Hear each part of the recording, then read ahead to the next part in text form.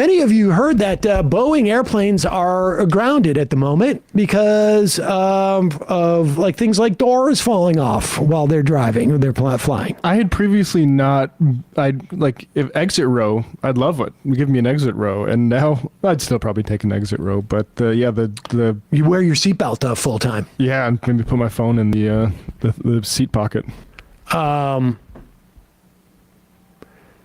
Let's see who's weighing in and going to have an explanation.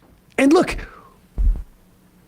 do you remember that accident that took place? I don't remember when this was, 5 or 6 or 7 years ago. And it was considered to be a pilot error on this software that was instituted on some of these Boeing planes, a specific Boeing plane. And the story ultimately was that the software had to be adjusted because there were changes at the airport in terms of like the walk bridges to the, and Boeing, instead of like investing in redesigning their planes or something to that effect, we're just getting stock dividends. And their patch was a software patch instead of like essentially a hardware patch. And it complicated things for pilots. And now we have another example of this. But here is Tim Pool taking a moment away from instructing girly men how to attract and feminize women or whatever it is that he's on his kick for. Convert lesbians. Here he is on aviation safety.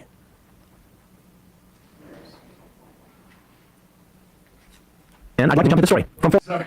Here we go. Oh, that is how Matt watches everything, incidentally, at 14 times speed. Forbes. Cockpit voice recorder on Alaska Airlines Flight 1282 was erased. All right, so a few days ago, there was an Alaskan Airlines flight from Portland to Ontario, Canada. It was, it was Ontario, California, I think it was. Yeah. I don't know, whatever. A section of the plane exploded and was ripped off the plane. I'm being a little hyperbolic. The pressure caused it to blow off the side of the plane. A couple cell phones flew out. A bunch of people's stuff, I guess, flew out the depressurized cabin. The oxygen masks come down. The initial report was that a window blew out. Then you look at the video. I don't know if they have the video on the Forbes website. But you look at the video, it was actually, apparently these 737 MAX 9s have an optional door. Alaska Airlines says, we don't want a door there, so just cover it up. And the pressure caused it to get ripped off the plane and go flying and landed in someone's backyard. The cockpit voice recorder on that flight was erased. The question is why? Now they'll come out and say, oh, it's just an accident. It's an accident.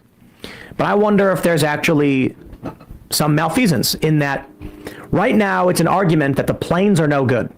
Following this report, we've got new information that loose bolts are found door plugs on grounded United Airlines Boeing 737 MAX 9 jets. These door plugs are areas of the plane. They're not emergency exits. They're optional. Some they do use, some they don't.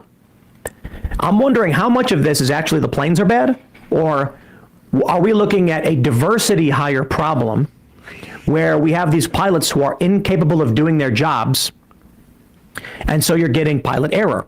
Maybe the cabin was pressurized incorrectly, causing the door to blow out. They're then yelling in the cockpit, wait, what did you do? What did you press? Oh no, I pressed the wrong button. And then they realize we will get in trouble and be sued if people find out what we admitted to here.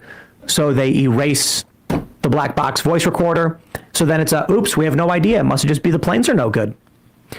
Ashley St. Clair was tweeting about a flight. Pause it for 1 second. I just want just like the way this guy's mind works.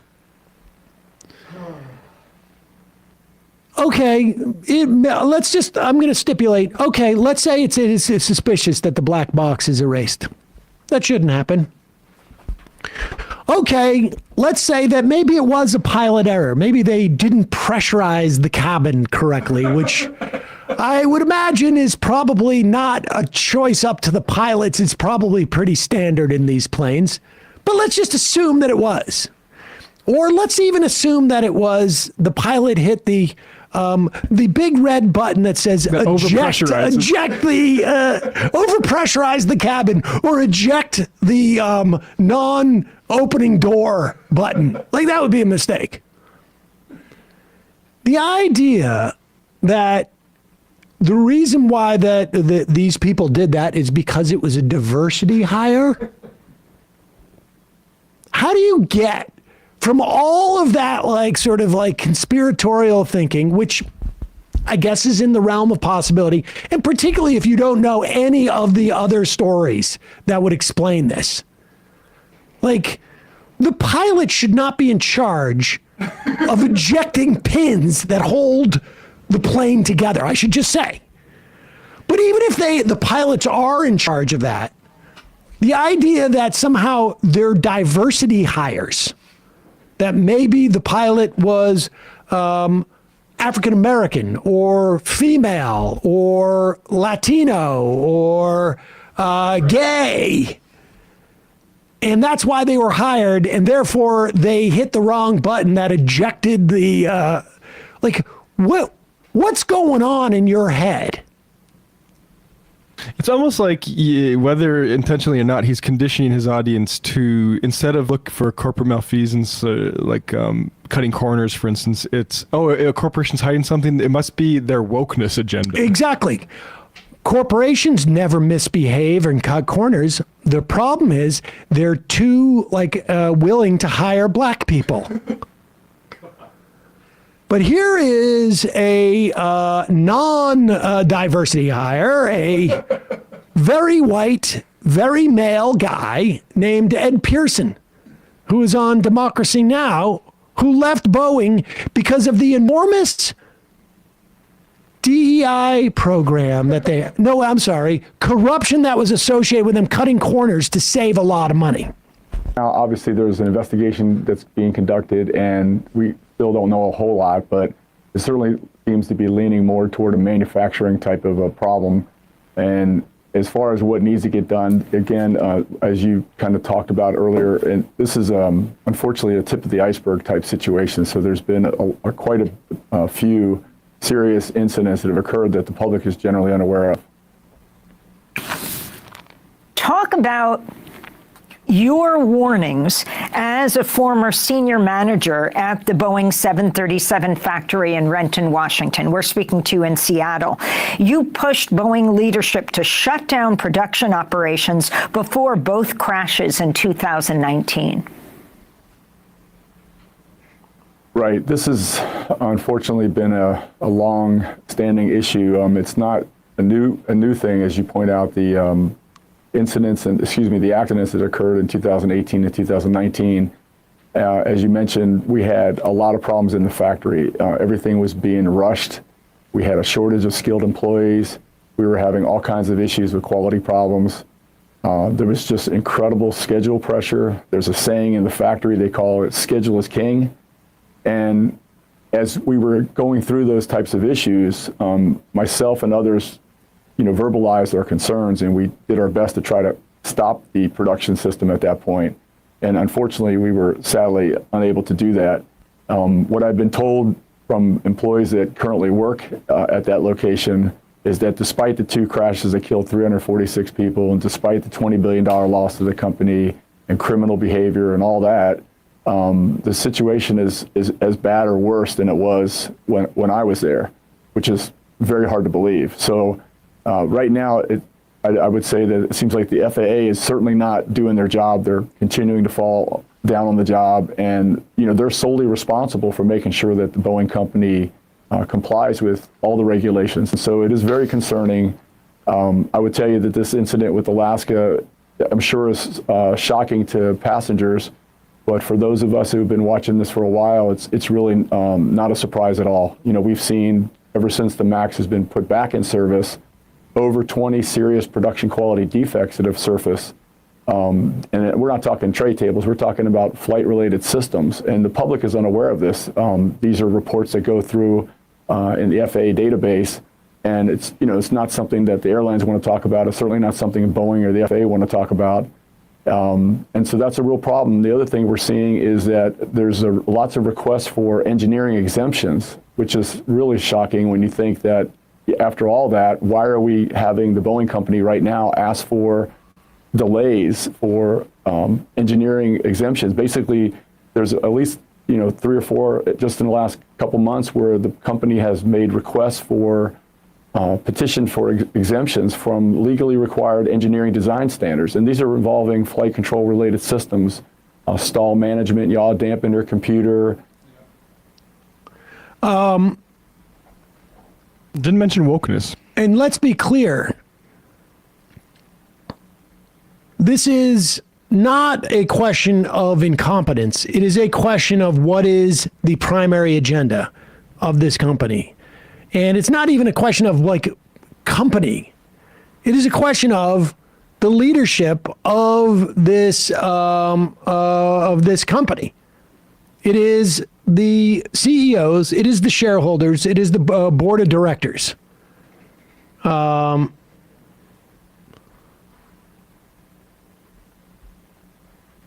Somebody just, I'm trying to, let's see. Dense Commuter says, was the black box itself a diversity hire? But Luft Cord says, and this is important, I'm an aircraft mechanic, and Tim Pool is utterly nonsensical. Cockpit voice recorders only record for 2 hours right now. The recorder circuit breaker wasn't pulled when the plane landed, and by the time it was pulled from the plane, it had recorded over. The National Transportation Safety Board has been pushing for 5-hour recorders for years, but the FAA has yet to implement that recommendation. In other words, we need to regulate them more. More government regulations? Okay. Also, pressurization is an automatic function. No pilot input needed unless something is wrong. I accidentally set the cockpit pressurization to 11. We have a little bit more of Tim Pool. Yes, let's do this. I mean, somebody's asking, like, why do you play Tim Pool? He's such an idiot. Why are we even paying attention to this? Because A, there are people who watch Tim Pool, younger people, younger men, who think that what he's saying is correct. But B, it's also a fun way to get into what's actually going on here.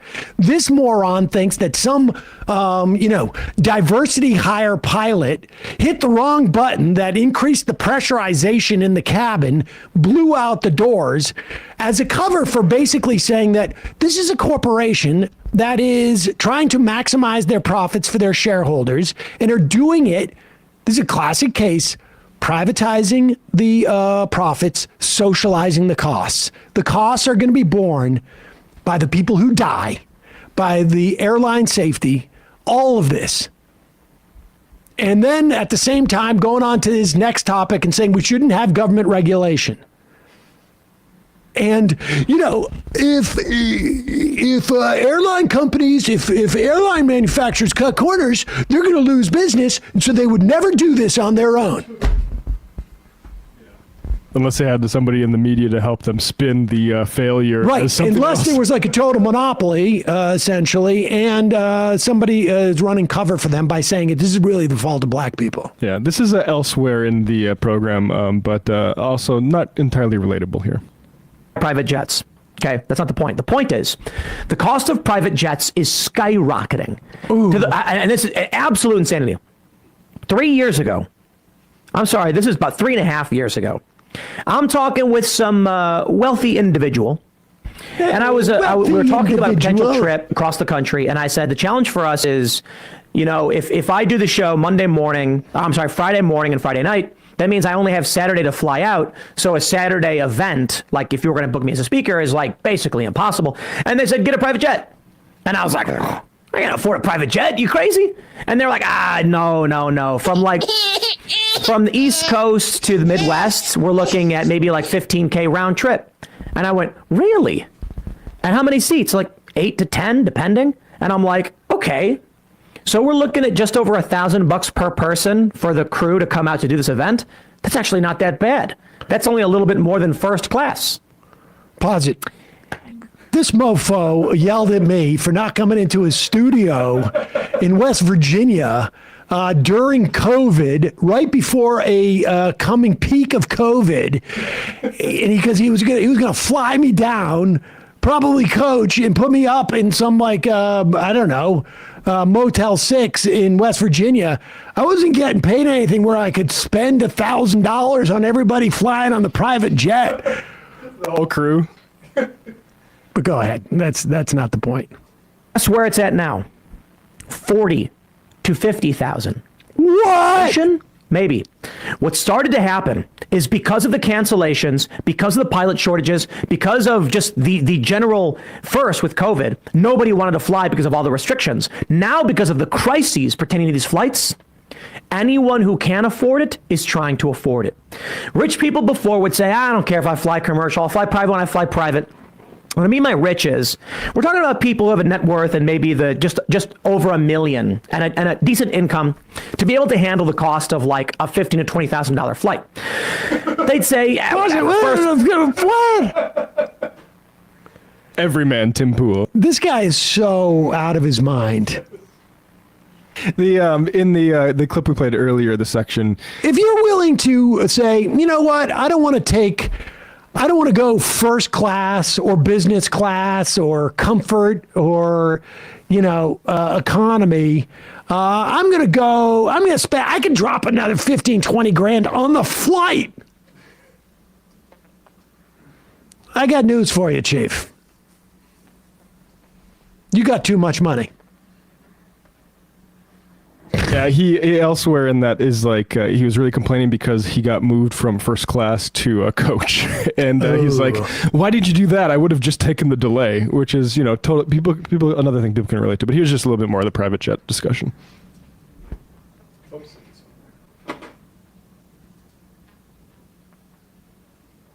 Oh, we lost sound. We lost sound. Wait, can you hear it? I can't hear it. Oh, sorry. All right, we got to do it again. Sorry, you're laughing, and I'm like, wait, I get. There we go. 40 to 50,000. Inflation? Maybe. What started to happen is because of the cancellations, because of the pilot shortages, because of just the Not general, inflation. First with COVID, nobody wanted to fly because of all the restrictions. Now, because of the crises pertaining to these flights, anyone who can afford it is trying to afford it. Rich people before would say, I don't care if I fly commercial, I'll fly private when I fly private. What I mean by rich is, we're talking about people who have a net worth and maybe just over $1 million. Pause it. You know what he's doing. No, don't take him down. Just keep it up there. I should be clear. He's talking about himself. Yes. And and when he says like, I have a net worth of $1 million, he's probably worth closer to like, I don't know, 5 million, 10 million, who knows? But he's realizing like, I can't overstate, if I'm actually truthful, other people I'm talking to. Yeah, I'm talking to other people. My friend. And let's say $1 million with a decent income. I mean, this guy, he must make millions of dollars a year. It's just, go ahead. To be able to handle the cost of like a $15,000 to $20,000 flight. They'd say, whatever, first class, it's $1,000, you get a meal on the plane, and they're a bit more comfortable, and it's not that big of a deal. But now it is. With plane crashes, with uncertainty, with diversity. Pause it, wait a second, plane crashes, uncertainty, whatever the hell that means, and diversity. Oh, wait a second, are we allowing black people on the flight? Are we allowing black people and gay people and women on the flight? I'm not gonna. No. I want to go back to the time where first class meant white people only. Why don't we hear about diversity of thought? Why shouldn't there be a flat Earth pilot? This is unbelievable. It's not that big of a deal. But now it is. With plane crashes, with uncertainty, with diversity, the demand for private flights is through the roof. Long story short, all of these factors with diversity and with climate change and the Great Reset and all of these things are putting tremendous pressures on industry and resulting in their collapse. What is he even talking about?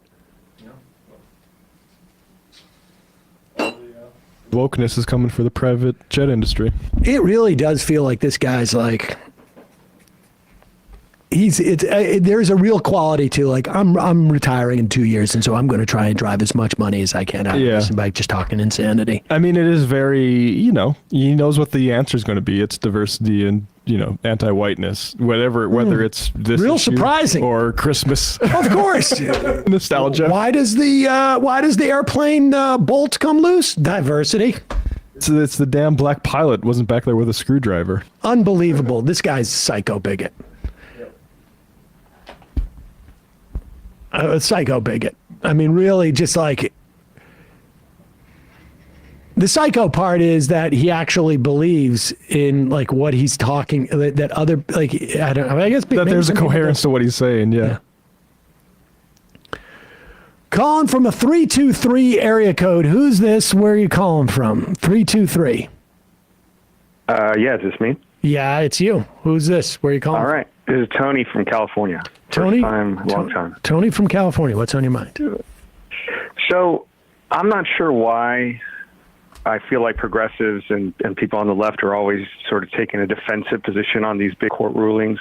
I heard Gavin Newsom say something after Dobbs that maybe he was going to take the legal reasoning behind Dobbs and use it for laws that were going to be similar in controlling guns. Right. I'm not sure why we don't take, like, for example, all the racist, horrible policies that Texas and other, conservative legislators are trying to, enact about the border and, New Yorkers and all this stuff. Why don't we take that law that says that if you even help someone go get an abortion in Texas, you're up, could spend 10 years and $100,000 in criminal fines.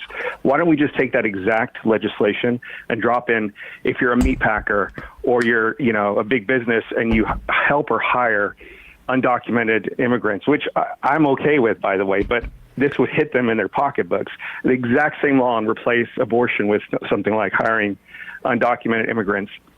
So you'd have exactly the same law, but apply to big business. You'd get a quick turnaround, I think, from, conservatives all of a sudden having a different, tune in terms of how this, their policies are affecting them, because it would hit their pocketbooks for the first time. I mean, I think part of the problem is that a lot of those politicians you're talking about, regardless of what party they're from, don't want to run afoul of them. I mean, like in Texas, Republicans and Democrats don't seem to have too much of an interest in promulgating any type of legislation punishing, people who hire immigrants. I mean, I would like to have seen Newsom do that stuff with gun control, but I think there's a temerity in Democratic politics, at least with the generation that is continues to be in the leadership and set the tone and stuff. I would not be surprised if once that, in 5 or 6 years, you're going to see more aggressiveness, even from Democrats who, you may not love their politics, but from a partisan standpoint, they're in a different generation and they understand that's the way that you've got to operate. But I think to a certain extent, this has to, it's going to have to come from people more. I mean, I think, from organizing and from and agitating in these instances. I think Democratic politicians are going to improve. I think in some respects, in terms of policy, like the Build Back Better bill was very close, and there was it could have done some amazing things. And it wasn't something that you could have even possibly imagined would get anywhere in a democratically controlled Senate or House 15 years ago. But I definitely think what you're going to see is Democrats who are more conscious of partisanship and don't try and are not deluded into thinking that this is 1993. That's the only thing I can tell you. All right. Appreciate it, Sam. Appreciate all you guys. Left is best. Thank you. Thanks for the call. Fred J. Walsh, regarding Tim Pool's concern about diversity in regard to commercial flights, this was echoed in an Elon tweet responding to someone grousing about the hiring of black pilots coming from historically black colleges and universities.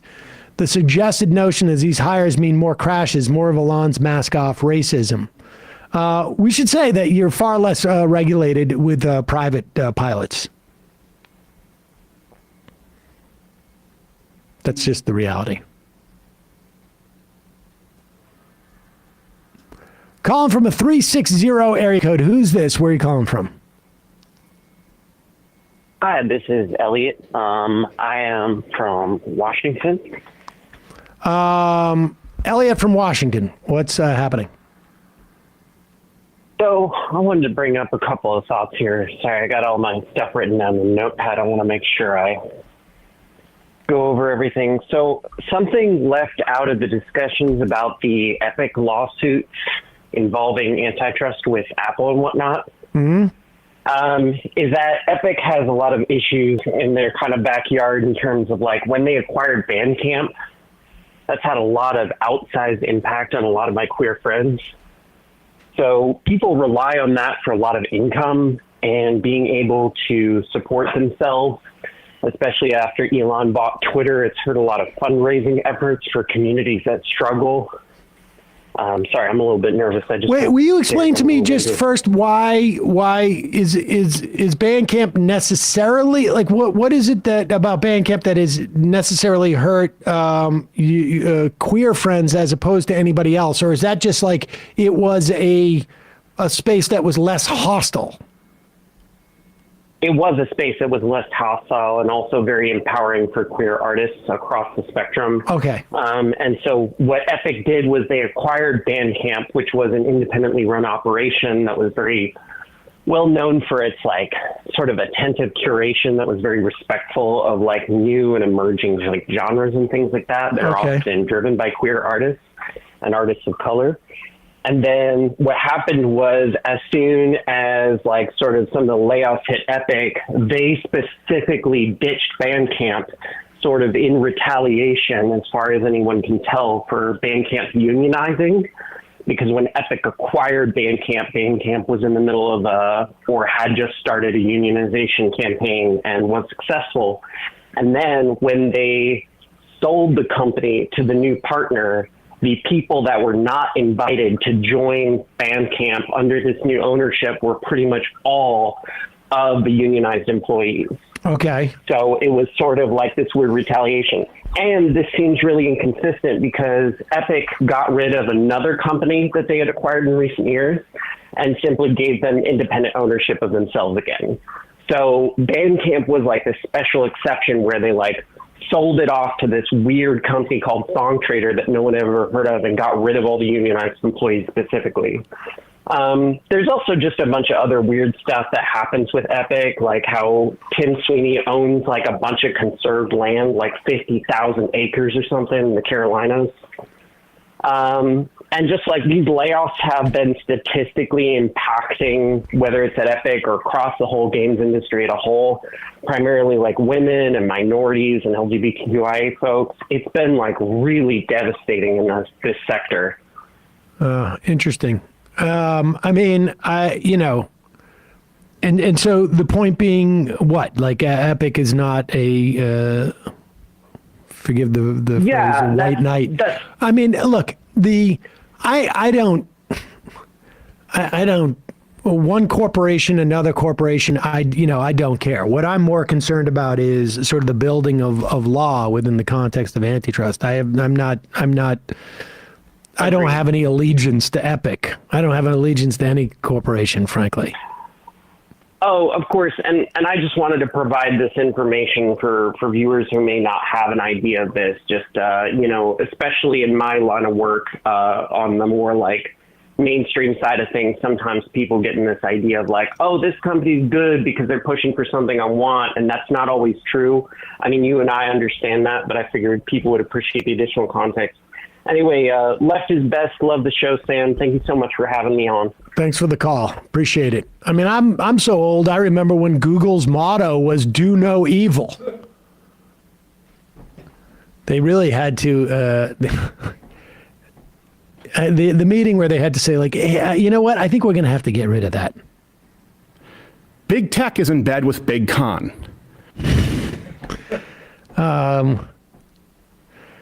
Dr. Chaos, MD. Tim Pool's speculation of the Boeing 737 is almost right. The black box was overwritten because the diversity hire was Alaska Airlines was hiring Antifa members as part of their diversity, equity, inclusion program. One of the Antifa pilots was training the other on sabotaging the planes to promote Marxism and realized the black box was recording. Also, in all seriousness, I'm flying in a couple weeks and certainly hope I'm not one of those planes, that all the inspections are completed properly before the government shuts down and inspectors are working. Indeed. I'm the reassurer of, like, my people in my family aren't great flyers, and some other people I fly with, and I'm just like, yeah, planes want to be in the air and they don't just explode, and it's kind of hurting my argument a little bit. Christo, yeah, exactly. I totally get the mission in exposing the cesspool that is Tim and keeping in this mission, and so MR staff doesn't have to. I occasionally monitor milquetoast liberal shows like Stephanie Miller, especially on Wednesday mornings, when your friend Malcolm Nance is regularly on. His take on the genocide in Gaza is as bad, if not worse, than one on the left could expect. Apparently, Putin trains and supports Hamas, while Palestinians dying is not particularly acknowledged in general, except the responsibility Hamas. Yikes. Yeah, I mean, I think, like, my sense is that her audience isn't necessarily in our demo anymore. Whose audience? Stephanie Miller? Yeah. You don't even know who that is. No, I don't know who that is. I suspect her audience is much older. It's crazy that ours. Malcolm Nance would say stuff for attention. Not older than me, but older than our audience. Have you read my email? Why does this guy sound like Sam doing an Alex Jones impression? That was the Trump attorney. Biddy Forey thoughts. So killing a political rival relies upon a political process in order for justice to be served, and we don't think that killing a politician might inhibit those others from meting out that justice? Alex from California. So if this argument is upheld, then Biden can assassinate Trump? Jiu-jitsu socialist. Yes, two questions. What to the F left is best? Can I just comment on that? Trump lawyer's name was D. John Sauer, which sounds like a made up, like Dijon. It sounds like a type of John mustard. Miller. Yeah, it's Dijon. It's cru date. Like Crudate. D. John Sauer.